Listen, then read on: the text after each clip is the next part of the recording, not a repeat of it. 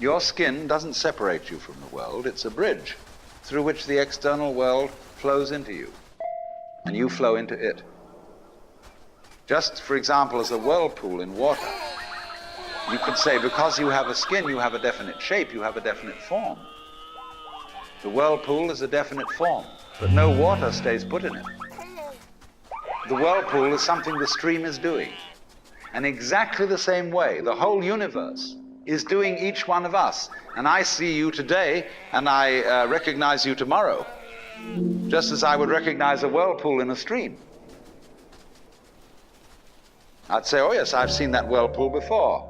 It's just near so-and-so's house on the edge of the river, and it's always there. So in the same way, when I meet you tomorrow, I recognize you, you're the same whirlpool you were yesterday. But you're moving. The whole world is moving through you. All the cosmic rays, all the food you're eating, the stream of steaks and milk and eggs and everything is just flowing right through you. When you're wiggling the same way, the world is wiggling, the stream is wiggling you. But the problem is, you see, we haven't been taught to feel that way. The myths underlying our culture and underlying our common sense have not taught us to feel identical with the universe, but only parts of it, only in it, only confronting it, aliens. And we are, I think, quite urgently in need of coming to feel that we are the eternal universe, each one of us. Otherwise, we're going to go out of our heads. We're going to commit suicide, collectively, courtesy of H-bombs. And, all right, supposing we do, well, that will be that, and there will be life making experiments on other galaxies. Maybe they'll find a better game.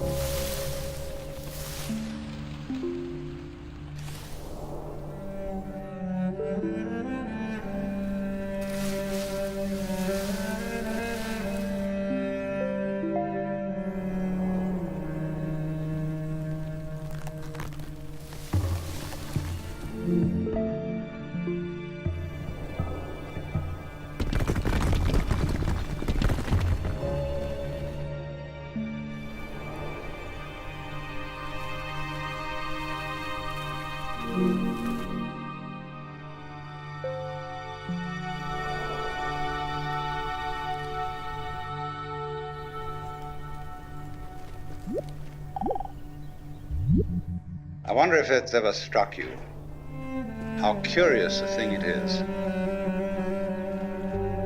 that most of the things that we experience, we regard as things that happen to us, which we ourselves do not originate, which are events expressing some sort of power or activity that is external to ourselves. And if you consider that, you realize that what you mean by yourself is rather narrowly circumscribed.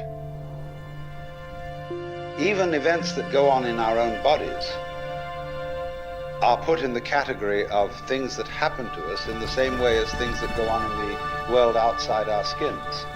If there's a thunderstorm or an earthquake, well, it happens to you. You're not responsible for it. But so in the same way, when you have hiccups, you didn't plan on it. If you have belly rumbles, you had no intention of doing it. And as to the catastrophic act of getting born, well, you had nothing to do with that. And you can spend all your life blaming your parents for putting you in the situation in which you find yourself.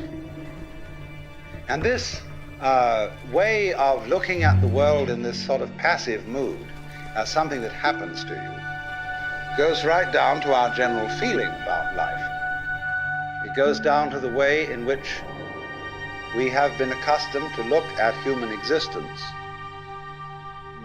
as a precarious event in a cosmos that, on the whole, is depicted as being completely unsympathetic and alien to our existence.